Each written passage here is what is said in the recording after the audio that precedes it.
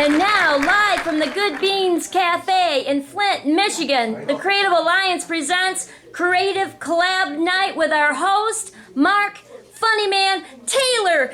Yay! Run, Mark, run! Don't trip, though, don't trip.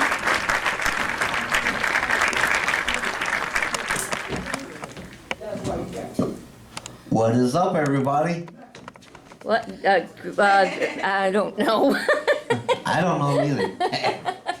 But anyway, welcome to our another installment of this collaboration, open mic night, whatever you want to call it. I am your host with the most. I'm not Casey Kasem, but hi, I'm Casey Kasem. And coming in at 2 notches at number 3. Anyway, that's my impression of Casey Kasem. I want to say welcome people that haven't showed up yet. I hope they show up soon. So, just to let you guys know, a couple of things. There's a movie night coming up here on October the 18th. Yes. At over here at the Good Beans. My girlfriend's gonna be showing a film. One of my good friends, Paul, is gonna be showing a film. Miss Jenny Moach is gonna be showing a film. Gary Flinn is going to be showing and Gary a film. Flynn's gonna be showing a film. And it's free. And it's free. It's going to be really fun. Yes, and there's going to be popcorn, which I heard. Until we run out.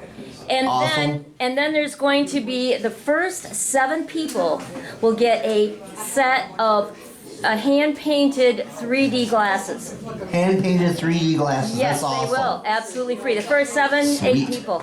That is awesome. Yeah. Oh, and to something I want to plug is that the next day on October the 19th, I am going to be at the Pineview Estates Clubhouse doing my comedy show once again at the Pineview Estates Clubhouse on October the 19th. So if you want to laugh, come up there and you'll be having a good time. There's going to be like food and drinks and that involved. Okay. And donations. Okay. So I wanted to plug that in. So speaking of which, did you guys hear about what the light bulb said when he couldn't hear? He said, "What?"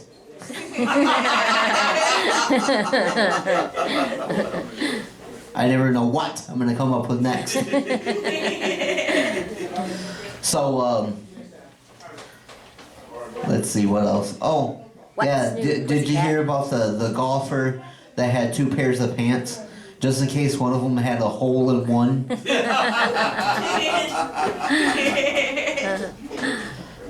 I heard about 2 golfers that ended their friendship because they put a wedge on their friendship.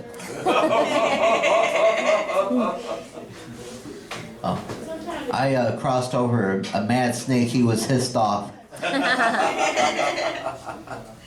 Yeah, he threw a hissy fit at me. So, I got one more before we get started here. So, there's these 2 guys that walk into a bar, and one looks at the other and says, "You know, there's nothing worse than a cold in the nose." And the other guy says, "Well, you never had chipped lips, have you?"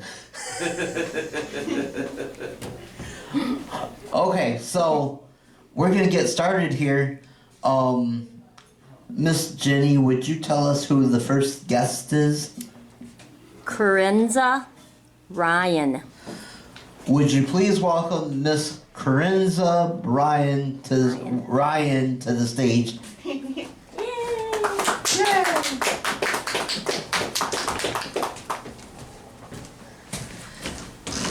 Hey everybody, I'm Kerenza. I'm gonna read a couple poems that are pretty personal to me. They're from the book I Am Schizophrenic, Poetry from a Beautiful Brain. So they're about like my personal battle with mental illness, and also just an FYI, shameless plug. The next 2 days, this book is free for an ebook. So if you like it, maybe check it out. This first one is called I Don't Drink Whiskey. I don't drink whiskey, but I drink in thunder on the days when air becomes rain and the yellow streetlights turn the world into an old movie.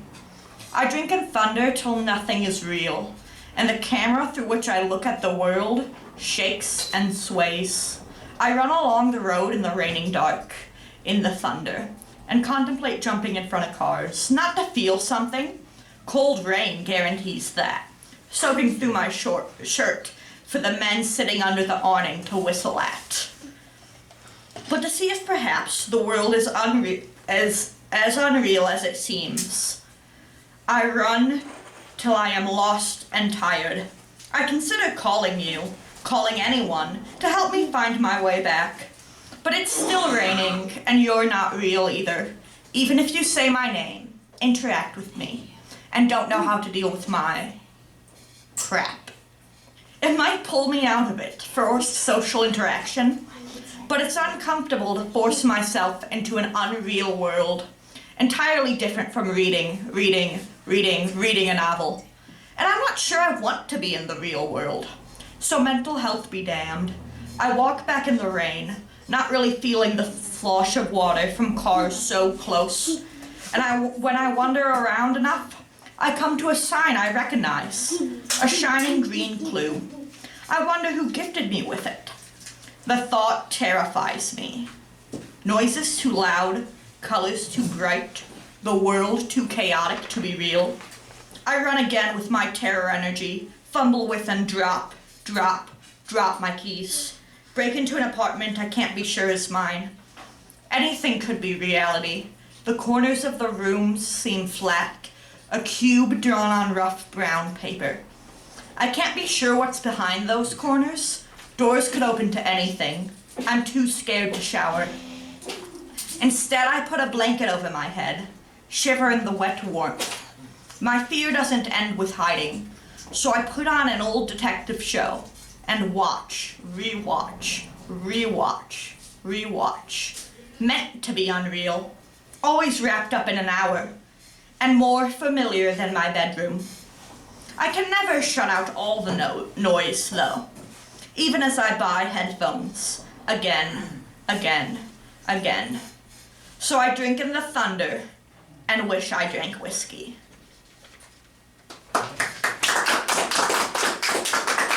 The next two are shorter, so don't worry about that. This one's called Hunting. I wish I could hunt out my sorrow, shoot out the tiny pieces of me that hate myself, that want to lay in bed all day. But it's one thing to take out soldiers and another to take out yourself. Wow. Okay. And this last one is called Nothing. Ever since, as a young child, a science museum displayed a vacuum to my brother and I have obsessed over the possibility of a nothing. But we got older, and gaining belief can lead to more hollowed eyes than a story. He tried to fill it up with needles, knives, and women, and I let air and soul leak out, too thin to fill a room or corpse with anything but haze. But I later learned of outer space, a vacuum, a nothing, filled to the bursting point, constantly expanding, arteries of light streaming through the air, beat forward by 1,000 suns, gyros swirling ever out into infinity, black holes and mistakes not redacting the chaos of color, but admitting the power of auto-cannibalism and leaping life forward anyway. Ever since, I've wanted to go back to the museum and let everything into the vacuum, because it's most important to learn that a nothing can hold a something once again. All right. Thanks.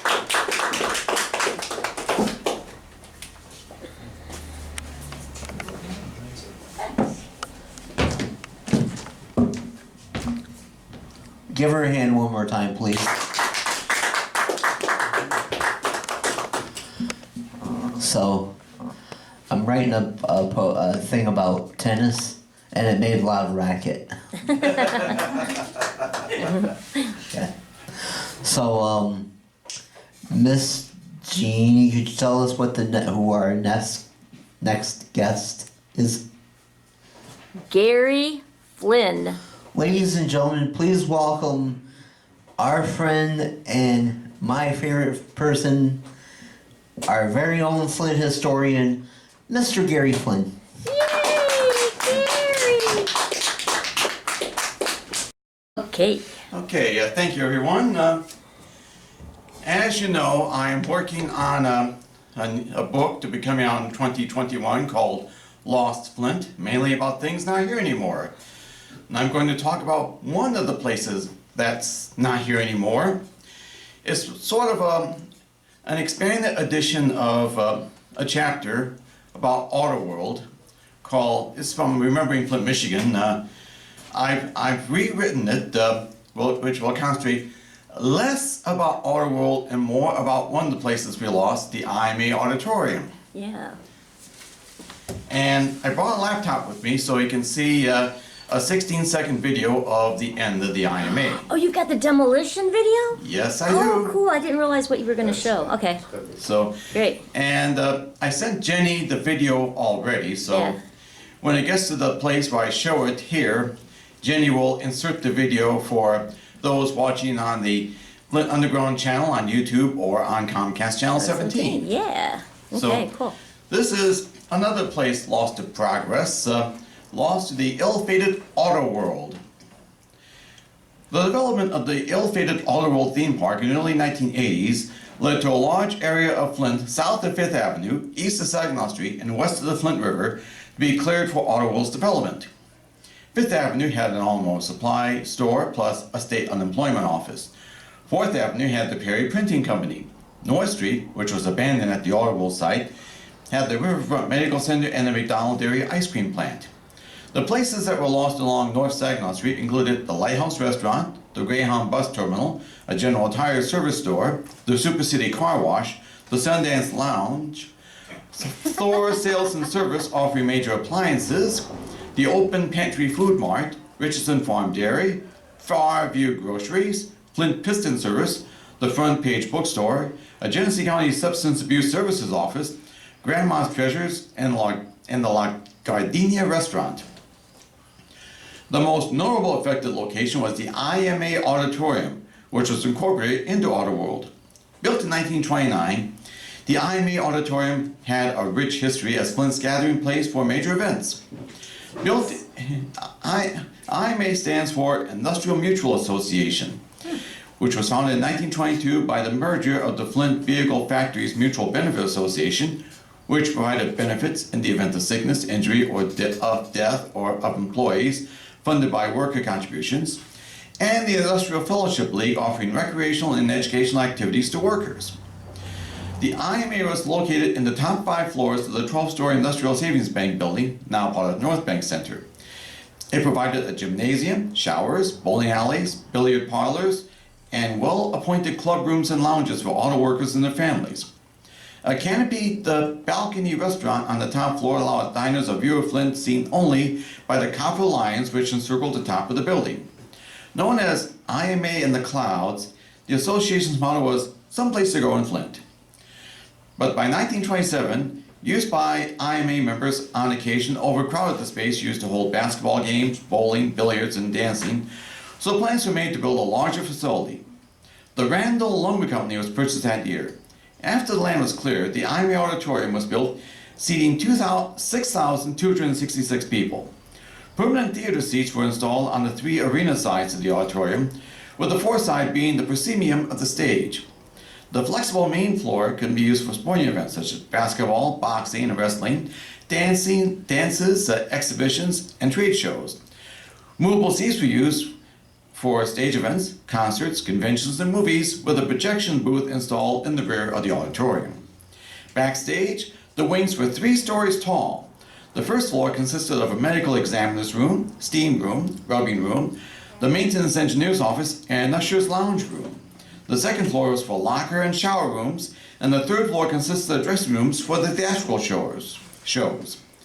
The IMA Auditorium freed up space in the Industrial Savings Bank building, but would vacate it a decade later. In 1955, the IMA Auditorium's interior was renovated. In 1959, an annex with a hall seating 900 with a stage featuring a revolving floor plus offices was completed. In 1966, a new covered walkway connecting the auditorium and annex was built with heat lamps to keep patrons warm during the cold winter months. The IMA was funded through fees, payroll deductions, and especially through the IMA's vending operations inside factories, especially General Motors factories. Throughout the 50 years that the IMA Auditorium was in operations, it had never made a profit. But changes in the automotive industry brought about by the 1970s energy crisis brought difficulties for the IMA. In 1977, the IMA annex was gutted by a fire causing at least $1 million in damage. Firewalls prevented the fire from spreading to the auditorium and offices. The cash-strapped IMA was unable financially to make repairs. But more significant was the loss of the IMA's vending contract for Buick, a contract it had had since 1917, which ended on April 1st, 1979. So the IMA could no longer afford to operate large arenas. The IMA Auditorium was officially closed on June 18, 1979. The final major event held there was a June 1st concert by Peter Frampton. The IMA Auditorium was sold to the Charles Stewart Mouth Foundation and incorporated into Autoworld, which opened on July 4th, 1984. But paid attendance did not match projections, and Autoworld was closed after 2 disappointing years. Open on occasion for special events, and with the IMAX Theater operating briefly, Autoworld closed permanently by 1994. It was demolished with the former IMA Auditorium imploded in 1997. And now for my visual presentation. I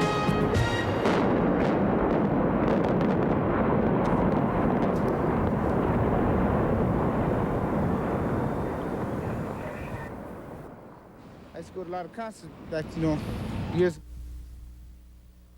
As the IMA Auditorium was so strongly built that it had to be imploded. And even after it was imploded, you saw that the trusses kept their shape, so a lot of people were disappointed when the IMA was imploded. Now, online on YouTube, I had uploaded the full live report from WGRT Channel 12 on the morning of the implosion, as well as the summary from the 6 o'clock newscast that evening. So you can see them both on YouTube. I put a link to it on my Hidden History of Flint Facebook page, but if you're familiar with YouTube, you can use some keywords like IMA, implosion, my name, and you'll get to see it. So that's my presentation for this month, and I thank you very much.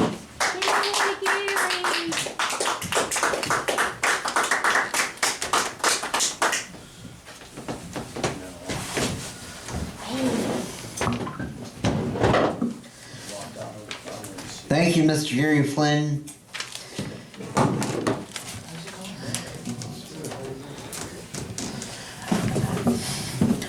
Oh, and by the way, if anybody has the little art itch, we have paint. We can paint over there. If you guys wanted to paint something on that little canvas right there. Yes, please do. Please do. It's got all that white space on it. Yeah, just be like Bob Ross if you want to. Yeah. You can paint over it if you want. Yeah.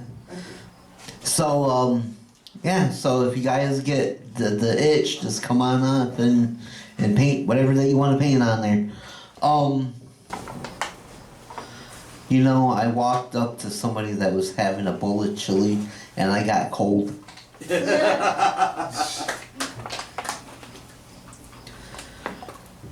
I had someone tell me that they were gonna dye their hair.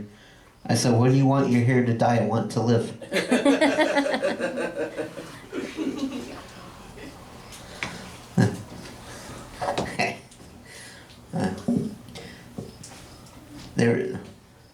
There was this guy that drank a pint of food coloring and he died inside.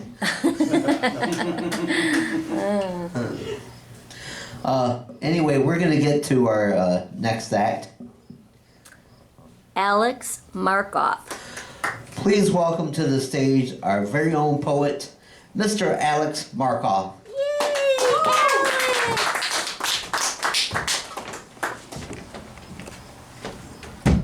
How's it going? Okay. All right. I have one poem, brand new. A police state chicken sandwich. As I browse the colorful boxes that grace the YouTube front page, I see images of various YouTubers holding up colorful bags of fast food. So many affirmations of the taste test that has gripped all of America. Popeyes versus Chick-fil-A. Which chicken sandwich is better and for what reason? It's dinner time and I'm not sure what I want to eat. I turn off my computer, I get up and walk out my front door and into my car. On my way to an undecided location, a subtle darkness rises and also squeezes my steering wheel as I witness a bulky police SUV silently approach me from behind. I ease my foot on and off the gas pedal. I obey the speed limit as best I can. I am innocent, but also not off the hook. On the radio, they are talking about the taste test. Apparently, Popeyes has completely sold out. Apparently, there are no more chickens to slaughter. We are creating the worst of America in our minds, says the special guest on the radio. I ponder the origin of a police state chicken sandwich, whether I am currently driving in the direction of one or not. Meanwhile, the ominous image in the rearview mirror causes me to sit further up in my seat. Meanwhile, protesters gather somewhere, galvanized by the same anxiety I feel now. And the protesters are beginning to march, and the protesters are beginning to chant, and the chicken farmers are washing their hands, and the chicken farmers are putting on their gloves. The chicken farmers have no time to protest. They get their sleep. They get up in the morning and wash their hands and put on their gloves. The chicken farmers sweep out the empty cages. They dispose of the chicken feathers, wood chips, and chicken shit. I want to finally taste a Popeyes fried chicken sandwich because I like their fried chicken tenders. The police SUV turns right at the last intersection, leaving me to float aimlessly into town where I have never seen a chicken farmer, where the chicken farmers go further under the radar and further into the underground beneath the protesters, and then even further than that into a clammy, murky place where they also choose to eat.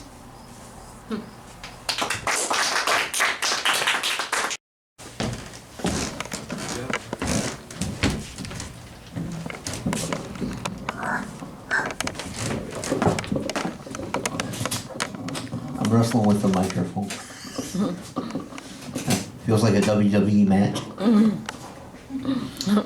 And in this corner, the microphone. I am Howard Cosell. I'm kidding. This is Howard Cosell. I'm kidding. Anyway, enough of my antics. What is our next guest? Whyse. Please give it up for Whyse, ladies and gentlemen. Word to the Whyse, my man.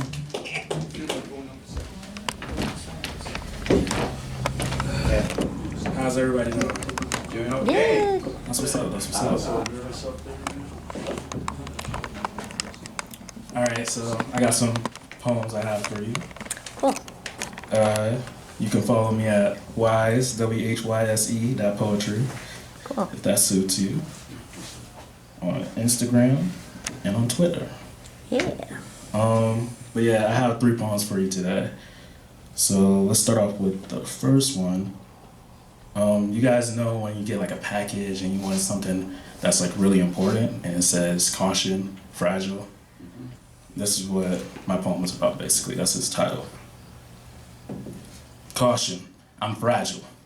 There was a time I was solid as a rock, unmovable as a boulder, stern and stiff as a cliff. Glass is more accurate now. Sharp and shattered, clean yet tattered, yes, utterly broken. Like words never spoken, dreams never chosen, arcades with no token. A glass completely empty. Something that should be filled, but without a drop. Like disputes without cops in a mall without shops. All reminiscent of where I live, free water they used to give, but the plan is to stop. Like dirt without crops, I feel useless. Small success suggests I'm not, but utterly I feel useless. Parents arguing and don't stop, so yes, I feel useless. I lay on my bed, music blares through my headphones, but I'm not creating any, so I feel useless. Played a sport but scored no points, so surely I felt useless. Piled high, stacked on my plate, and African children can't relate. Getting full off hard work and being busy, but I still feel useless. Failure, I guess I'm not used to it. Another black man shot, I guess that now I am used to it. Cause if I worry or rally, I begin to again feel useless. When these things add up, all I feel is purposeless. This could be summed up by a word, I think I've heard of it. But my family doesn't believe it's getting harder to receive that maybe I'm slightly depressed. It's about time to get this off of my chest. I must confess, I might be depressed. In other words, caution, I'm fragile. Thank you. All right, where should we go from here? I didn't really think of a set before I got up here, so that's my bad. All right, so this next one I have is entitled Freedom is Fake News. That sound good to y'all? Yeah. All right. Freedom is a fallacy. To use it in a sentence is usually incorrect. Freedom is different in each person's mind, is what I percept. Like the freedom to take another life is something that I can't bear to accept. Yet the freedom to bear arms, walk with it in every step. They even hold hands and do a dance. Freedom becomes destruction and has my nation in a trance. But let's advance.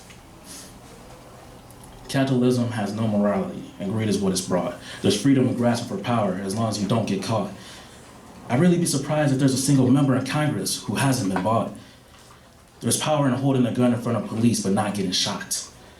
Checks and balances in school is what I was taught. Examples of that now in government is what I saw. Should you be surprised that I came back empty-handed and distraught? Now look at our president.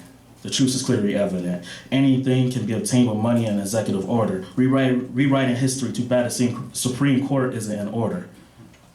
People in power exerting on darker shades of skin, acting as if we weren't the same within, while their pockets deepen with white men and women in blue, beating innocence and running from what they should pursue. Protecting my freedom is the opposite of what they do. Putting it in danger is what ensues. Freedom is a fallacy. It's separate from reality. It's impossible to believe that every man and woman are treated right. The composer to the Constitution must have not been too bright, because at first my people weren't included. So why don't we treat everyone as they should? My frustration extends to my personal life, through now my friends are being treated, or when I'm mentally defeated. Time and time again, my face got tired as I read, young black boy, innocent, now dead. Even though there's so much friction and all these casualties, there's nowhere else I'd rather be than the self-entitled land of the free. Freedom is a fallacy. I'm still editing that one. But I'm gonna end on one that I actually do have memorized, that I have been working on. This one is entitled Black. Color. Black, white, brown, and shades between. In society, color controls everything. Red or blue may determine my family or friends. Now add white and it's the country I'm forced to defend. Wait a minute, go back again. Why do colors separate me and my brother? Control territory to make us kill one another. To make us think that we should have to steal from each other. Dark blues and red pyrus destroy people like monsoons. You could say it ain't the wave. Quickly sending innocent young black men to the grave, tying us by our necks like we are still slaves. Melanin, the pigment of my skin. It determines if I'm light, brown, or dark. It supposedly suggests how I act and how the police will react, because the darker my skin, the more visible the target on my back. Painted on me like shoe polish and blackface. Melanin can sometimes determine your place in the race of life, because to be honest, this world is ran by whites, and on my dark skin, I'm supposed to act like that's all right. The other people are traveling, and I can't even buy a ticket for the flight. I'm not thought of, casted away into the shadows, putting me out of mind because I'm out of sight. Black. 6 feet tall or 6 feet below. Black boys killed by police coming in by droves. We must stay on our toes, because any day you can become the victim of the system. Not meant for you, but meant for those masters that used to own runaway slaves and take them back to their homes. Back then they called us property, to wear our humanity and said that we weren't whole. African. My ancestry that has become disconnected. Obviously I'm affected by the illusion of my last name, one given to my family like Toby, but I can only aspire to be strong like Kunta Kinte. And with all that known, I still understand that I am a black king. I am an African American black man with melanin the color of mocha and brown pigment. And I'm aware of my power and what it means to be black. Black. Thank you.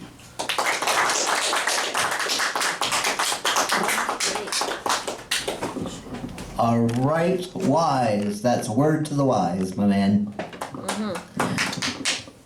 Anyway, I thought I would do something really quick. One of my favorite country bands I like to listen to is the Oak Ridge Boys. They're one of my favorite people. So I thought it would be nice if I did a little bit of Bobby Sue from the Oak Ridge Boys. And I hope I don't scare anybody with my singing or anything. Cool. So, I hope I can remember the lyrics. Are you really gonna sing it? What is it? Yeah. Oh, you guys know how to play on the guitar? No? Okay. But I'll do it, I can do it without it. Okay. Okay, so. I heard about it from a friend of mine. The sweetest grape that I messed up the state county line. The sweetest grape that ever grew on the vine. And that is where I'm spending all my time. Her daddy Robert and her mama Ruth. They had a daughter they named Bobby Sue. And now she's 18 and she knows the truth. Nobody's gonna tell her what to do. Here's the fun part. Ba ba ba ba, Bobby Sue. Can't you see my love is true? I want to mama marry you. Ba ba ba ba ba ba ba Bobby Sue. Ba ba ba ba Bobby Sue. Can't you see my love is true?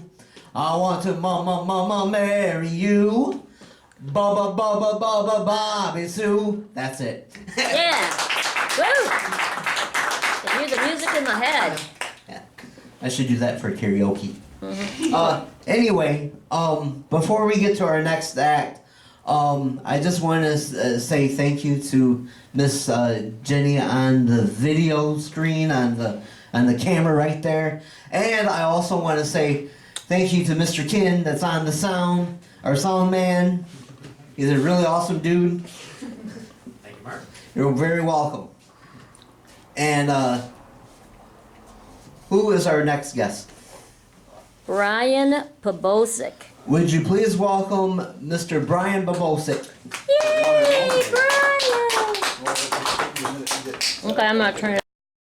Some good stuff tonight. Good work, Gary. Kerenza, Whyse. I don't know who the artist's name is, but he's doing some great stuff there.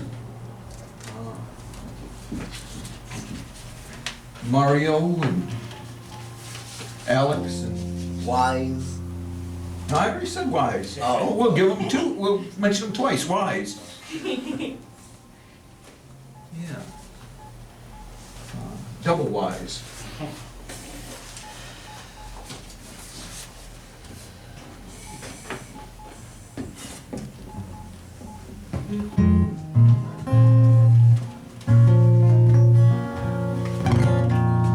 Okay. All right. So, once are we going? Mm-hmm. Okay. Oh yeah, I had it on. I just was sending a message. no. Okay. Good. Sorry. Okay. Yeah, so I'll give you a little bit of history from time to time about, about my performing out. I've performed throughout the 90s at local open mics, mostly songwriters, and they were, I got to thinking about this earlier today. This is probably the second coffee house I've ever performed in. I did not perform in coffee houses in the 90s. These were bars. Anyway, around 93, I met a gentleman by the name of Cooper, and he brought me into his home. He lived in Mount Morris, and he set me up in the basement, and I played music in the basement. I didn't really have an audience or anything, and mostly it was just to get some experience with a sound system. And so I'm playing, this is 93, so this is many years ago. I'm playing through my catalog, and I happened to get to this song that I'm going to perform right now, and I was really kind of surprised because he really rather liked this song, and I've never gotten that kind of a response from it since. Not that I play it out that often, almost never. So it was surprising because no one else had really. So this song is something I wrote in '83. I wrote this when I was probably 19 years old. And if the chord progression's a little familiar, I've done it out under a different name by a different artist. And once in a while, people, when I play this chord progression, they'll reference the hit song from the '80s, Stray Cat Strut. But actually, this goes back to many years before that. In fact, I recognize it from quite a few of the chord progressions that you'd find in the early to mid '40s from Josh White. So it's not really, it probably dates way, way, way back. Anyway, it's called Question of Survival. And, I wrote it as a teenager. A lot of times you review these songs and you kind of think of yourself as being, gosh, I was pretty naive back then, but anyway.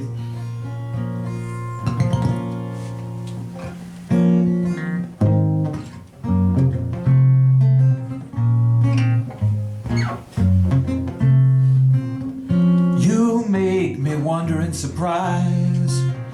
I'm sure you're under a disguise. How can you survive? How can you survive?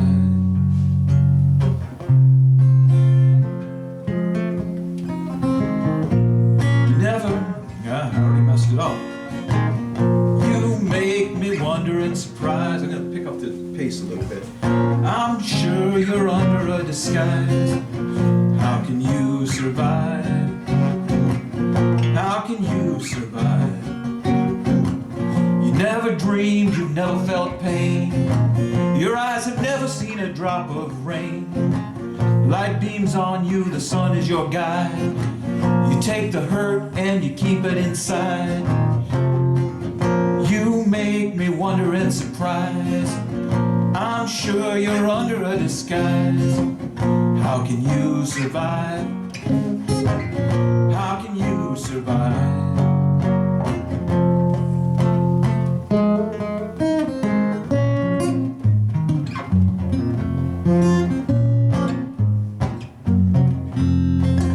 You sing, you smile, you laugh, you talk. You even communicate with the way you walk. You build your bridges, you build your walls. Remove the ceiling and you still stand tall. You make me wonder and surprise. I'm sure you're under a disguise. How can you survive? How can you survive?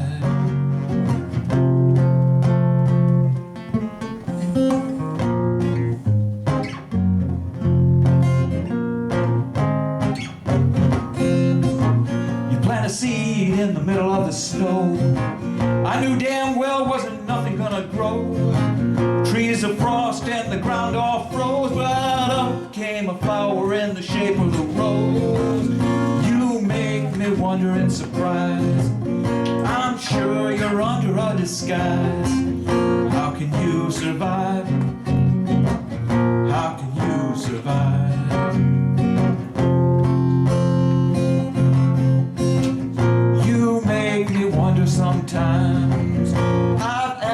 100 million times. How can you survive? How can you survive? All right.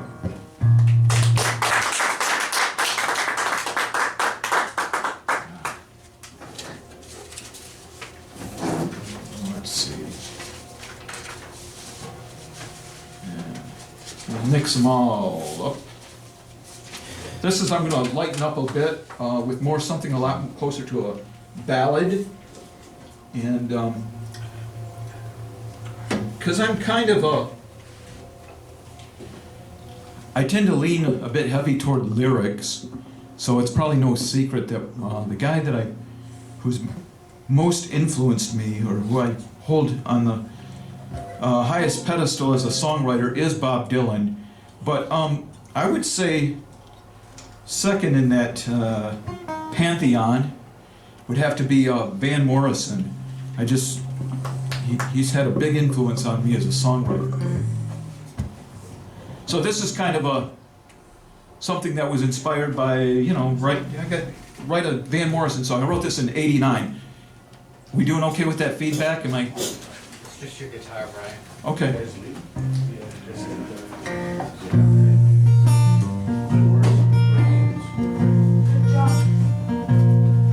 See the light cast down from the temple's torch,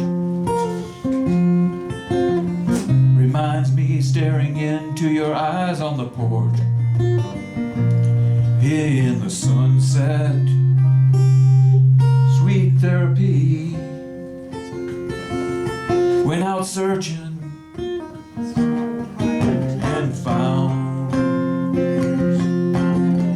sorcery. Sorcery, sorcery in the sunset. Restless angels and devils compete for my soul, dancing in conflict in a contest for control. I'm on solid earth, enjoying my rebirth. In the midst of this freedom I've found, sorcery, sorcery, sorcery in the sunset.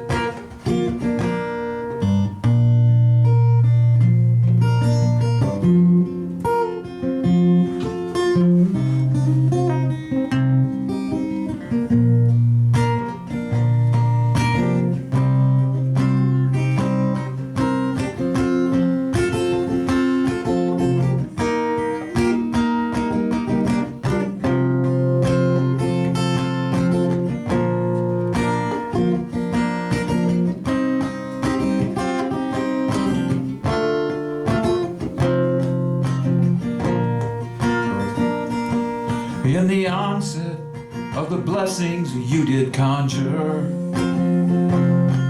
as they offset all the demons we did conquer. In the sunset, sweet therapy, went out searching and found sorcery. Sorcery, sorcery in the sunset. All right. Okay. So I'm going to jump ahead another 7 years. This is the most recent song of anything I brought tonight. And I don't play this song out very often either. But it deals with the creative spirit. So we got painters, it references painters and canvases and the visual arts. Also writers and whatever. It's called Image of You, and it's a pedestal song. It's about seeing that person who you want to impress, and you write a poem or a song about them, and you insert them in the song, and you hope they're flattered like heck about the song and whatever.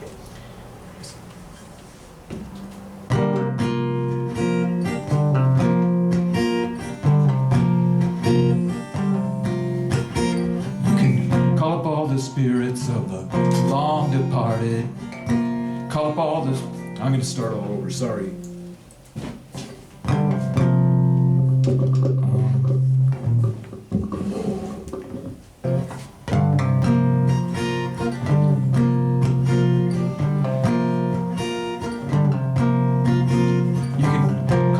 Spirits of the long departed, all of the sculptures and all of the artists, all of the beauty that inspired them their whole lives through.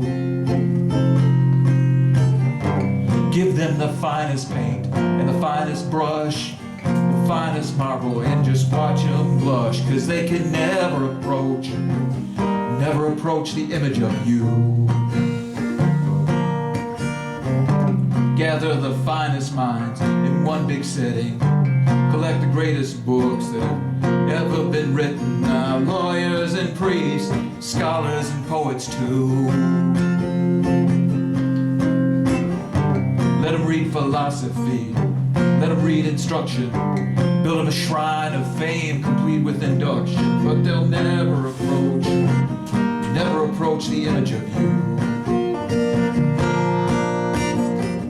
Sometimes you seem just out of my reach. I've learned a lot from my heroes, but there's one thing they cannot teach.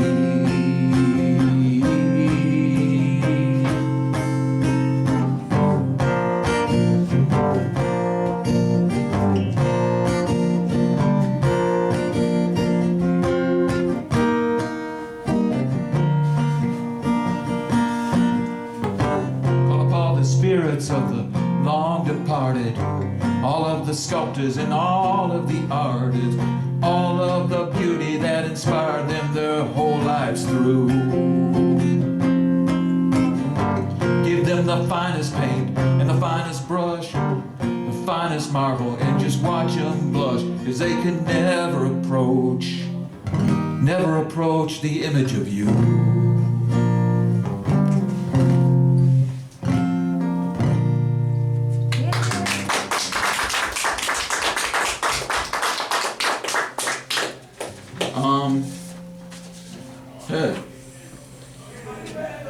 Okay. I don't know if you noticed these songs are kind of short, and this one's going to be really short. This one's called She Is Mine, and I wrote this. All these songs, none of these songs I really was vested in that these weren't songs that I painfully worked over and took me months and months to write. These were songs that if they have one thing in common, these were songs that I pretty much sat down, knocked them out, and I wrote them. And this one I wrote in '91. And this one I did write just off the top of my head. She is different. Seems to me she has grown. Treat her gentle, she has someone to believe in. Now results have shown she is different. She is golden, halo unto her treasured self, sacred vision, behold it is written, she got along without your help. She is golden.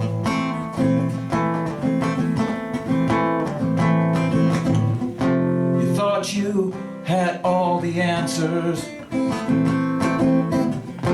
You thought you had plenty of time. You just ignored her when you should have adored her.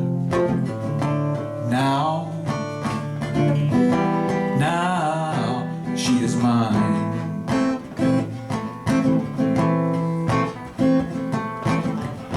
She is solid, she is pure sight and smell and sound. While your feet step around in fits of anger, her feet dance on solid ground. She is mine.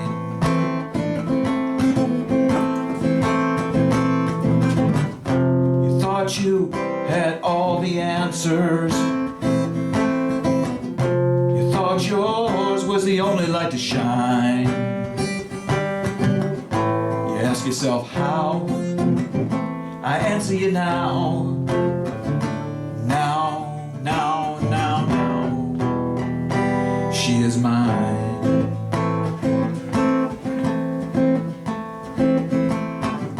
She is different. Seems to me she has grown. Treat her gentle, she has someone to believe in now. Results have shown she is mine.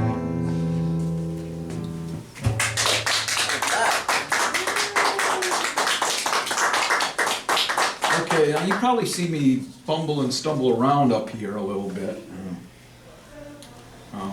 So, now I'm going to really clear the room with this one.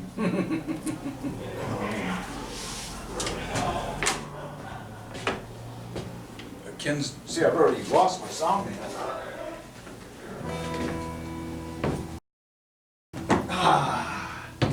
Need some help with something? Nah. Because I had Is no that a idea hot about mic? anything up there. I hope so, because I'll need it in a few minutes. And up comes a rabbit. No. I have no idea about anything up there. Well, maybe You're on it's your in the own. dust. Nice. So, I'm going to do the only mandolin piece that I do. Oh, cool. Good. And, Yeah, play away. What's this on the back of your shirt? Oh, is that one of the oh, that's one of the Good Bean shirts. it's one of the Yeah. good beach shirts. Yeah. Okay, love. And they're only $10. Only $10. Okay, I wrote, that last song I wrote in 91, this one I wrote in 86, so I'm covering ground of about 13 years from reliving my youth from my 20s when I, had hair and all that fun stuff that goes with being young like that. And, okay. See where I can go with this. Is that coming through at all? Because if not, I can. Okay, there's that mic over there. I can sing loud. I can adjust. And like I said, it might be best to not hear me play a mandolin. Oh, it's not plugged in? No, this is not. Okay. Test. So let's get it. No, here. Is this coming through well or no? Yeah. Yeah. All right. Well, hold on for the best. This song's called "I Want to Grow with You," and I wrote this in '86. And well, I'm not comfortable up here. Oh well. And I don't. More than whether I have direct sound, I don't have a actual mandolin strap, which is to say it's going to slip a bit. And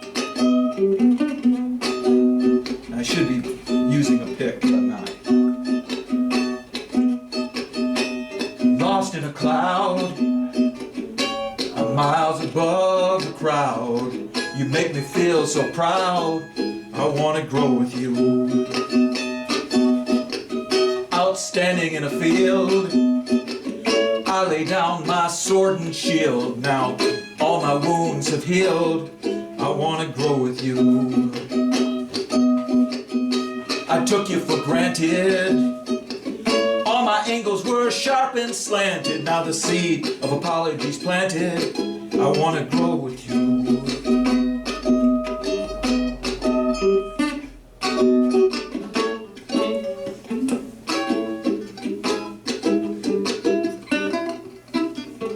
Probably should try that again. Revealed in a dream, you were dancing, or so it seemed, on the rocks in the stream. You were blinding, kicking up the spray where the sunlight ricochets. Had to turn away, 'cause you were true. You were blinding in your youth. I want to grow with you.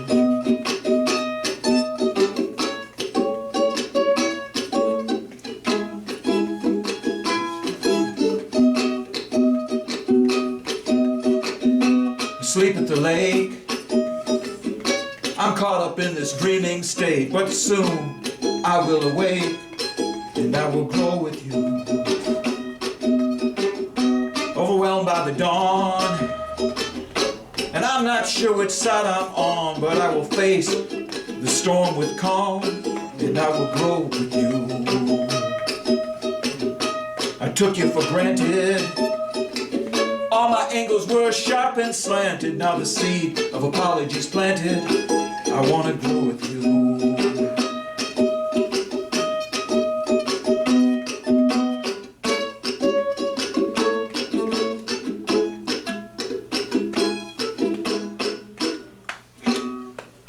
All right.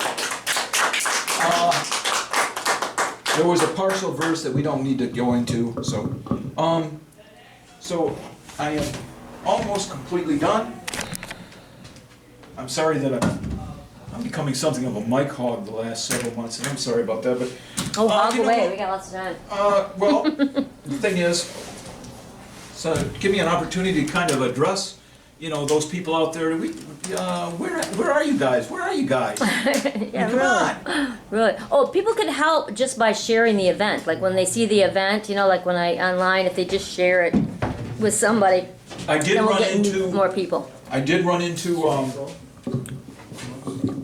Lee last week, Oh, cool. but he probably won't be here anytime soon. He seems to have developed a routine.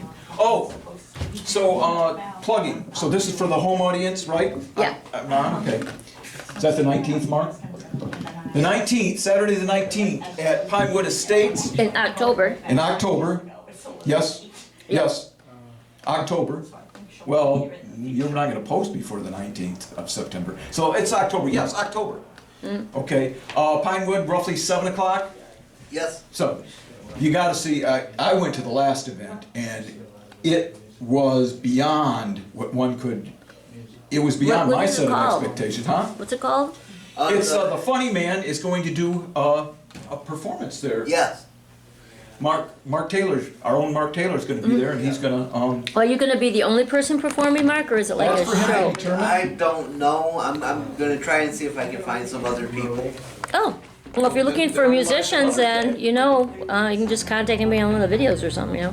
Sure. Yes. I was his warm-up act this last month, and I tell you, it was really, he packed the room in. The room is about twice the size of this room, and Wow. he had about 50 people, and Wow. yeah, and he did an amazing job. Julie actually contributed. She got up there and so it was really, Oh, cool. I really enjoyed it. So Maybe you can get somebody who has merch that they could put out, you know what I mean? And then that would make it worth their while. Just an idea. I don't know what you. Well, I'm working on my merch. And because you have your merch and they could have their merch and you could Yeah. make much money with your merch. okay. I'm gonna do my, Mark did his a cappella song earlier, so I'm gonna do my a cappella Oh, okay, cool. song. Good. If I can remember the words.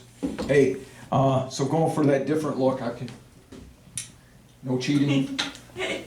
Alright. So, yeah, no, so yeah, in the late 80s, I started experimenting with writing country material. Uh-huh. Didn't write an awful lot, but I had fun doing the stuff I did. And so this is a song that I've never adapted music to, and I've only sung it out as a cappella, but Okay. generally. Oh, but it's original. Oh, yeah, Cool. That was another karaoke without the music. yeah. Right, okay, yeah. It's called When I Woke Up, okay? When I woke up, my head was splitting, I was feeling sore. When I woke up, she wasn't half as pretty as she was the night before. In fact, she looked like a toad, so I told her to hit the road. Don't come back and don't you even get the urge to call. Well, sometimes it don't pay to even wake up at all. When I woke up, my wallet was missing, so was my week's paycheck. I looked out into the driveway, and my car was a total wreck. Well, I know she's the one to blame, but I'll be damned if I remember her name. Imagine her nerve. Can you imagine the gall? Well, sometimes it don't pay to even wake up at all. When I got up, the room was spinning. I was feeling sick. My wife walked in, stood there grinning, in her hand a 2x4 stick. Well, I know things are gonna get rough, but haven't I suffered enough? Come on, honey, couldn't we let this one fall? Well, sometimes it don't pay to even wake up at all. Well, sometimes it don't pay to even wake up at all. Yeah. Well, sometimes it don't pay to even wake up at all.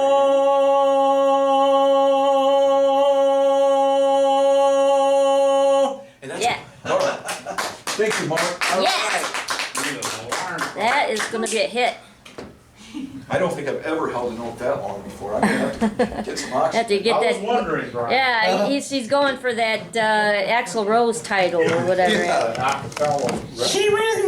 Or music, Soundgarden. Soundgarden. Oh my God. Sorry, I sing Guns N' Roses, and that's the only actual Rose I know. So, sweet child of mine. Sound just like Hey, him. Mark, you do voices. Do you ever do, or have you ever done Harry Carey? Harry Carey. You don't know who you know? Yeah, I know who Harry Carey is. Okay. If not, that's fine. No, I can do a good Lawrence Welk. Okay. Everybody says I can do Lawrence Welk. Okay. So, thank you very much, sir. And ladies and gentlemen, my name is Lawrence Welk, and I have 3 daughters, a 1 and a 2 and a 3. Start blowing the bubbles. Yeah. Thank you, wonderful, wonderful. You can use his voice anywhere. Like think about like going to McDonald's or somewhere, you know, and all of a sudden you're like, Takeout window. yeah. Oh, thank you for coming to McDonald's. Can I help you, please? Yes, sir. Yes. I'd like to have me a hamburger and a large fry and a Coke. Yeah. I bet those guys got some interesting stories. Yeah. I figured I'd do my sit-down comedy. Would that be okay? Sure, go right ahead.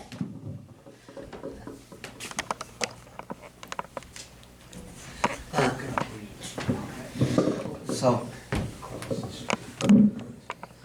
do you guys know what the Titanic, the movie The Titanic, and The Sixth Sense have in common? I see dead people. I see dead people. Oh, that's terrible. It's terrible.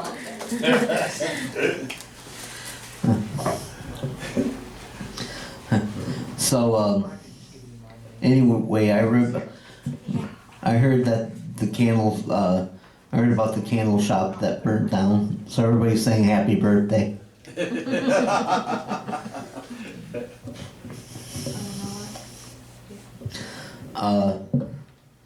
Let's see. I had a secret at a bank, but I would not tell her. Yeah. They told me to take that to the bank. That's even worse than telling a shoe joke at a shoe salesman. They said never tell a soul about it. Let me give you guys a piece of advice. Never tell jokes at a funeral. All you get is a dead silence. Good one there. Yeah. It was a dead giveaway. So, there's this boxer that walks into the doctor's and he says, "Doctor, I can't sleep." He says, "Really? Haven't you tried counting sheep?" And he says, "Yeah, but every time I get to 9, I rise up." That's for the ones that are into boxing. That joke was a knockout. I had to punch that one in. Anyway.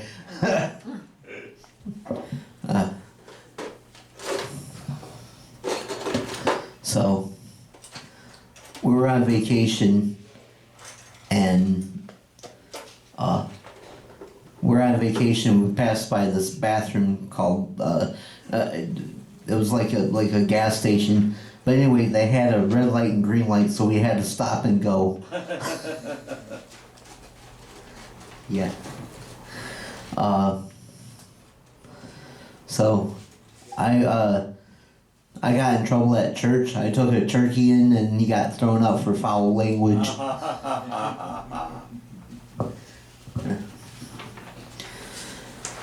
Do you know why the French only do snails? You know why they eat snails? Because they never do the fast food. Only the slow food.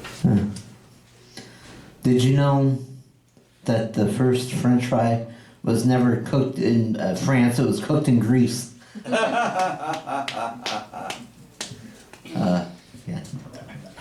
Yeah. So, all right, I got one more, and then we're gonna see who else is coming up. So, do you know what the difference is between a hippo and a zippo? Well, one's heavy and the other one's a little bit lighter.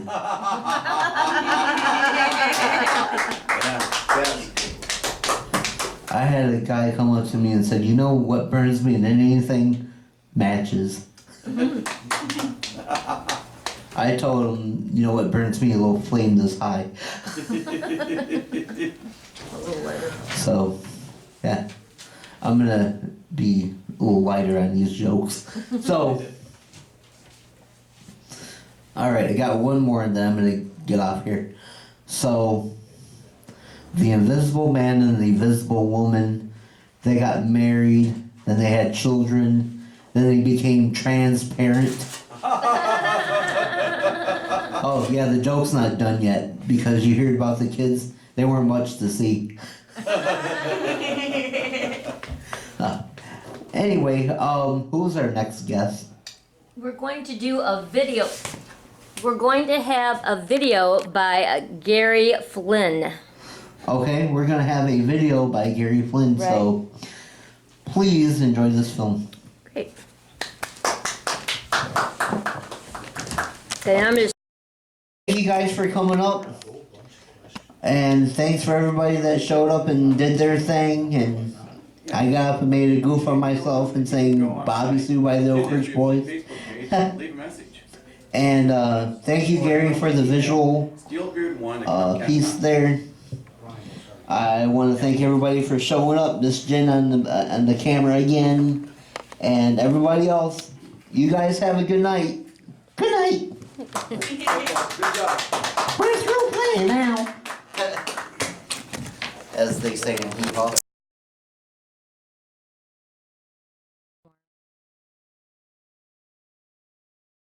Transporter 2. In this episode, it starts out shortly after the first one ends, Janet's harrowing experience, and I let you see her recovery and also a little bit of her darker side. Now, I have to explain to you one of the problems that I have with science fiction in print and also in video is they're handling a virtual reality and hologram images as having mass. They don't. If you see a chair in virtual reality and you try to sit in it, you will fall on the floor. So I try to stay true to this concept throughout all of my book and I will into these news stories. But what happens is when you are, how will people compensate for this shortcoming of not being able to physically touch? I think it's going to bring out a new form of voyeurism. We're already seeing it now. I mean, there are so many people that just love to show you their private lives, and people like to watch. I mean, that's what's happening now, and it is a form of voyeurism. And I think that this is going to kind of expand under virtual reality. For good or bad, I don't know what that is. It's a social thing that's going to happen, and it is happening. So this story does get a bit steamy, more so than my other stories, but I hope you enjoy it.